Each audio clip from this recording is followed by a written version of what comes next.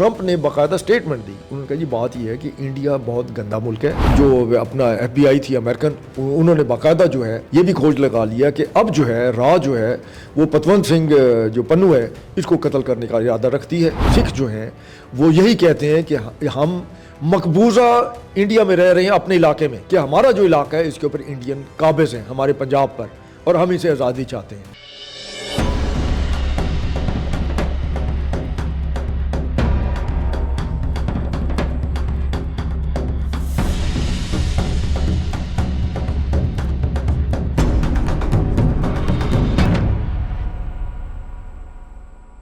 بسم اللہ الرحمن الرحیم. السلام علیکم. آپ دیکھ رہے ہیں ساؤتھ پنجاب ڈیجیٹل. میں ہوں آپ کی میزبان تنزیلہ ملک. ناظرین گرامی, امریکی صدر ڈونلڈ ٹرمپ کا گرپتونت سنگھ پنو کو خط بھارتی حکومت کا سفارتکاری میں ایک بڑا دھچکا, جس نے انسانی حقوق, بین الاقوامی سیاست اور جنوبی ایشیا کی سفارتی ماحول میں ایک نئی بحث چھیڑ دی. آئیے اس حوالے سے مزید جانتے ہیں. آج کی پوڈ کاسٹ میں ہمارے ساتھ سینئر تجزیہ کار خالد بیگ صاحب موجود ہیں. خالد بیگ صاحب, یہ بتائیے گا کہ جو امریکی صدر کا خط ہے پنو سنگھ کو جو لکھا گیا, اس کے مدرجات کیا ہیں, اور 17 اگست کو ہونے والے ریفرینڈم میں یہ کس طرح سے اثر انداز ہو سکتا ہے؟ دیکھیے, ایک تو ٹرمپ نے اس کے اندر وہ ساری چیزیں دوبارہ دہرا دی ہیں جو وہ امریکہ کے اندر اس کی پالیسی ہے, اقتصادی حوالے سے, اکانومی کے حوالے سے, ٹیکسوں کے حوالے سے. باقاعدہ اس نے یہ جو, بلکہ وہ تو یہ جہاں بھی کوئی تقریر کرتا ہے یا کہیں بھی کوئی بات کرتا ہے تو اس میں وہ جو انڈیا اور پاکستان کے درمیان جو 6-7 سے لے کے اور 10 مئی تک جو ایک جنگ کی سی کیفیت تھی یا جو کشیدگی تھی یا جو مارا ماری تھی, اس کا ذکر بھی ضرور کرتا ہے اور وہ کریڈٹ لیتا ہے کہ میں نے یہ جنگ بندی کرائی ہے. اور اس میں یہ چیز بھی ذہن میں رکھیے کہ جو وہاں پہ باقاعدہ امریکی ہی تھے جنہوں نے تحقیق کر کے جو نجار سنگھ تھا کینیڈا میں, اس کے قتل سے پہلے کینیڈا کی حکومت کو ان کی ایف بی آئی نے, امریکہ کی ایف بی آئی نے, سیکرٹ اداروں نے وہاں انہیں خبردار کر دیا تھا کہ انڈین جو راہ ہے وہ آپ کے کچھ سکھوں کو وہاں پہ جو لیڈرشپ ہے جو خالصتان تحریک کے لیے متحرک ہے ان کے قتل کا منصوبہ رکھتی ہے. لیکن انہوں نے اس کو اس انداز سے, چونکہ وہ ایک سنجیدہ نہیں لیا, اور جب انہیں اطلاع ملی اور اس کے 3-4 دن کے اندر ہی نجار سنگھ کو جو ہے وہ قتل کر دیا گیا, اور اس کے ساتھ ہی ایک سیریز تھی جس میں 4 سکھ جو ہے وہ قتل کر دیے گئے. اس کے بعد ہی پھر ان کے پاس بہت ساری تحقیقات موجود تھیں. جو اپنا ایف بی آئی تھی امریکن, انہوں نے باقاعدہ جو ہے یہ بھی کھوج لگا لیا کہ اب جو ہے راہ جو ہے وہ پتونت سنگھ جو پنو ہے اس کو قتل کرنے کا ارادہ رکھتی ہے. اور انہوں نے باقاعدہ پھر انڈیا کو وارن کیا, نہ صرف وارن کیا بلکہ وہ ایک جو کرائے کے قاتل جس نے ارینج کیے تھے اس کو بھی گرفتار کر لیا گیا. جب وہ اسے گرفتار کر لیا گیا تو وہ اس کا جو قتل کا منصوبہ تھا وہ ویسے ہی بڑھ گیا, اور اس کی تفصیلات پھر جاری کر دی گئی. جب وہ تفصیلات جاری کی گئیں تو پھر باقاعدہ 4 ملکوں نے باقاعدہ راہ کے خلاف اور سکھوں کے قتل کے اوپر تحقیقات کی. بالکل سر. اچھا یہ بتائیے گا کہ گرپتونت سنگھ پنو جو خالصتان تحریک کے بہت بڑے لیڈر ہیں, ان کی اچیومنٹس کیا کیا ہیں؟ دیکھیے, ان کی اچیومنٹ, سب سے بڑی اچیومنٹ تو یہ ہے کہ وہ ایک جب اس نے یہ اپنی تنظیم کھڑی کی اور اس کے بعد اب تک 10 سال میں اس نے خالصتان تحریک کو اس طریقے سے اجاگر کیا ہے کہ جس کے بعد انڈیا بھی اس سے خوفزدہ ہے. یہ اس کی اچیومنٹ ہے. دیکھیں نا, جب ایک لیڈر کو ایک راہ جو ہے اس طریقے سے ایک سکھ کو قتل کرنے پہ اس کے در پہ ہو تو اس کا مطلب ہے اس سے خوفزدہ ہے. اور پھر دوسرا یہ ہے کہ اب پوری دنیا میں جو ہے وہ جو اس کا پنو ہے وہ باقاعدہ جو ہے ایک اہم لیڈر کے طور پر اس کی شناخت جو ہے وہ دنیا تسلیم کر چکی ہے, اور یہ اس کی بہت بڑی اچیومنٹ ہے. پھر دوسرا یہ ہے کہ ہمارے لیے جس وقت یہ ہماری انڈیا کے ساتھ جنگ ہو رہی تھی تو اس نے باقاعدہ بیانات دیے کہ اگر پاکستان کے اوپر انڈین آرمی نے حملہ کیا تو ہم اپنے پنجاب میں انڈین آرمی کے خلاف لڑیں گے. یہ ایک بہت بڑی سٹیٹمنٹ تھی.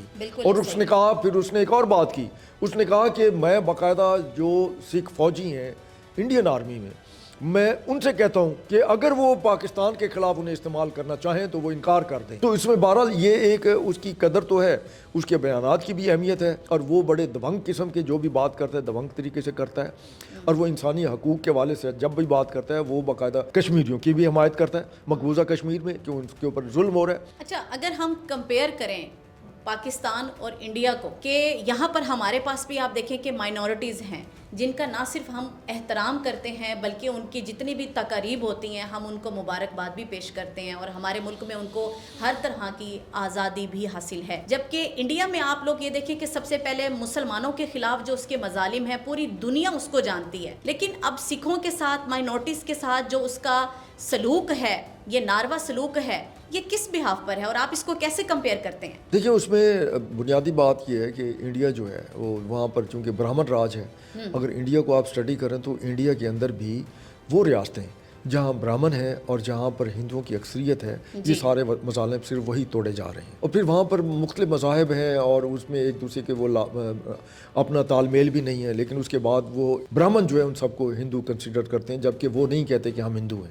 ان کے اپنے بت ہیں، ان کے اپنا مسائل ہیں، ان کی اپنی خوراک ہے، لینگویج، ہر چیز الگ ہے. اور یہی چیز ہے کہ اب جو سکھ ہیں جو ان کے اپنا مشرق پنجاب کے اندر، وہ قائد اعظم محمد علی جناح کے جو دو قومی نظریہ تھا وہ اس کو لے کر چل رہے ہیں. وہ یہی کہتے ہیں، وہ دنیا کو یہی کہتے ہیں. جو اس وقت ریفرنڈم ہونے جا رہا ہے یا اس سے پہلے جہاں بھی ریفرنڈم ہوئے ہیں، اگر آپ ان کے نکات دیکھیں تو بالکل وہ وہی نکات ہیں جو قائد اعظم محمد علی جان دیے تھے دو قومی نظریہ کی بنیاد پر، کہ ہمارا ان سے کوئی بھی تعلق نہیں ہے. تہذیبی طور پہ خوراک ہو، ہماری لینگویج ہو، ہمارا لباس ہو، کھانا پینا ہو، ہماری عبادات ہو، کچھ بھی ان سے ملتا جلتا نہیں ہے. لہٰذا ہم ان سے الگ مخلوق ہیں، الگ قوم ہے اور ہمیں الگ خطہ چاہیے. خالد بیگ صاحب یہ بتائیے گا، کیا پاکستانی لوگ خالصتان کی تحریک سے واقف ہیں اور ان کے جذبات اس بارے میں کیا کہتے ہیں؟ سکھ جو ہیں وہ یہی کہتے ہیں کہ ہم مقبوضہ انڈیا میں رہ رہے ہیں اپنے علاقے میں، کہ ہمارا جو علاقہ ہے اس کے اوپر انڈین قابض ہیں ہمارے پنجاب پر، اور ہم اسے آزادی چاہتے ہیں. تو ہمیں ان کی حمایت کرنی چاہیے، ہمیں ان کی اخلاقی بھی اور ہر طرح کی سفارتی بھی ان کی مدد کرنی چاہیے. اور جب وہ سکھ ہمارے ساتھ ہیں، اسی جنگ میں ہی دیکھ لیں کہ انہوں نے ہر طرح سے ہمارا جو ہے وہ ساتھ دیا ہے. ٹی وی چینلز پہ بیٹھ کے ہمارا ساتھ دیا ہے. کینیڈا سے 2-3 جو وہاں سے ٹی وی چینل آتے ہیں ان کے، اس میں مسلسل انہوں نے جو پروگرام کیے ہیں اس میں انہوں نے پاکستان کی حمایت کی ہے. تمہارا بھی ہر فرض بنتا ہے کہ ہم ان کی حمایت کریں. اور خالصتان تحریک جو ہے اگر کامیاب ہوتی ہے تو آپ خود سوچئے کہ انڈیا اور پاکستان کے درمیان ایک نئی ریاست وجود میں آ جائے گی نا. تو کم از کم یہ ایک جو ہر وقت کا ہمارے لیے مسئلہ ایک اس نے تلوار لٹکائی ہوئی ہے کہ کسی وقت بھی وہ جارحیت کا مرتکب ہو سکتا ہے، اس سے بھی جان چھوٹ جائے گی. ایک دوسرا یہ ہے کہ پھر ہمارے یہاں سکھ جو ہیں وہ ان کا یہاں پہ ہمارے جتنے بھی مراکز ہیں وہ ان کے مذہبی حوالے سے بھی بہت اہمیت کے حامل ہیں. وہ یہاں آتے ہیں اور جب آتے ہیں تو جہاں بھی آپ دیکھیے ننکانہ صاحب میں جہاں بھی ہے آپ جائیں وہاں دیکھیں، وہاں کے لوگ جو ہیں ہمارے جو ٹریڈر ہیں، دکاندار ہیں، کاروباری لوگ ہیں، جتنی محبت سے ان کے ساتھ پیش آتے ہیں. اور بہت سارے سکھ جو ہیں وہ پریشان ہو جاتے ہیں کہ ہمیں تو ان کے بارے میں بتایا گیا تھا کہ یہ بڑے ظالم لوگ ہیں اور بڑے انتہا پسند ہیں، لیکن حالت یہ تو ہم جس دکان میں گھس جائیں تو ہم سے پیسے نہیں لیتے. ہم کسی ٹیکسی میں بیٹھ جائیں تو وہ انہیں پتہ لگتا ہے کہ انڈیا سے آئے ہوئے ہیں، ہم سے کرایہ نہیں لیتے. واپس آتے ہیں خط کی جانب. امریکی صدر ڈونلڈ ٹرمپ کا لکھا گیا خط پنو سنگھ کو. آپ کیا سمجھتے ہیں کہ بھارتی حکومت کا سفارتی سطح پر جو ایک بہت بڑا دھچکا ثابت ہوا ہے، اور دوسرا امریکہ اور بھارت کے جو آپسی تعلقات ہیں، یہ خط اس پر کس طرح اثر انداز ہو سکتا ہے؟ اچھا آپ یہ دیکھیے کہ بین الاقوامی سطح پر جو تعلقات ہوتے ہیں یہ دو نوعیت کے ہوتے ہیں. ایک تو اس میں اکانومی کا بڑا حصہ ہوتا ہے، تجارت کا، ایسا ہی. اور دوسرا اس طرح کے معاملات ہیں جیسے یہ چل رہے ہیں کہ انسانی حقوق ہیں، یہ اس طرح کے معاملات ہیں. تو ہوا یہ ہے کہ اس وقت جو انڈیا کی صورتحال ہے، انڈیا بہرحال پوری دنیا میں جو جتنے بھی صنعتی ممالک ہیں، چاہے وہ چین ہے یا امریکہ ہے، برطانیہ، یورپ ہے، ان کے لیے ایک اہمیت کا حامل تو ہے. اس کی وجہ کہ بہت بڑی منڈی ہے نا جی، کہ ایک پروڈکٹ جو ہے وہ اگر جو پاکستان آ کے بکے گی تو 1000 بک جائے گی، انڈیا میں وہ 1 لاکھ بک جائے گی. تو وہ ایک جو ان کا اقتصادی تجارتی حوالے سے جو تعلق ہے وہ تو رہے گا. اس کے باوجود ٹرمپ نے ان کے اوپر ٹیکس تو لگا دیا ہے. دوسرا یہ ہے کہ ٹرمپ جو ہے وہ اس وقت امریکہ کی اپنی اکانومی کو اس کو اوور ہال کرنے کے اس میں کوششوں میں ہے، اور وہ چاہتا ہے کہ وہاں سے جو غیر قانونی تارکین وطن ہیں ان کو نکالا جائے. تو اس میں بھی سب سے بڑی تعداد جو وہاں پہ سامنے آئی ہے وہ انڈینز کی ہے، اور وہ جہازوں میں ان کو ہتھ کڑیاں لگوا کر جس طریقے سے وہ جہاز میں قید کر کے وہ بھیج رہا ہے. انڈیا نے اس کے اوپر پروٹیسٹ تو کیا ہے، لیکن ٹرمپ جو ہے وہ باز آنے والا نہیں ہے. وہ سیدھی انسان ہے، وہ اسی طریقے سے بھیجتا ہے. بھائی جہاز کے اندر تو ہتھ کڑیاں لگانے کی ضرورت نہیں ہے جب جہازوں میں سوار کرا دی ہے، لیکن وہ ہتھ کڑیاں آ کے انڈیا ہی کی کسی بھی ریاست میں جب وہ جہاز لینڈ کرتا تو وہاں کھولی جاتی ہیں. پھر جس وقت انڈیا نے ایک اور پروٹیسٹ کیا، خط سے علاوہ میں بھی یہ بات کر رہا ہوں، انڈیا نے اس کے پروٹیسٹ کیا تو ٹرمپ نے باقاعدہ اسٹیٹمنٹ دی. انہوں نے کہا جی بات یہ ہے کہ انڈیا بہت گندا ملک ہے, وہاں گندگی بہت زیادہ ہے, تو یہ جو لوگ ہیں یہ جائیں اور پہلے جا کے انڈیا کے اندر گندگی صاف کریں. تو اس سے بڑی بےعزتی انڈیا کی اور کیا ہو سکتی ہے. جی خالد بیگ صاحب بہت بہت شکریہ. جی ناظرین گرامی, آپ نے آج کا پروگرام دیکھا اور سنا, اور جو ریفرینڈم ہونے جا رہا ہے 27 اگست کو, ٹرمپ نے حمایت کر دی خالصتان کی, تو ہم کیوں نہ حمایت کریں. ہم دل و جان سے خالصتان کے ساتھ ہیں, پنو سنگھ کے ساتھ ہیں, سکھ کمیونٹی کے ساتھ ہیں.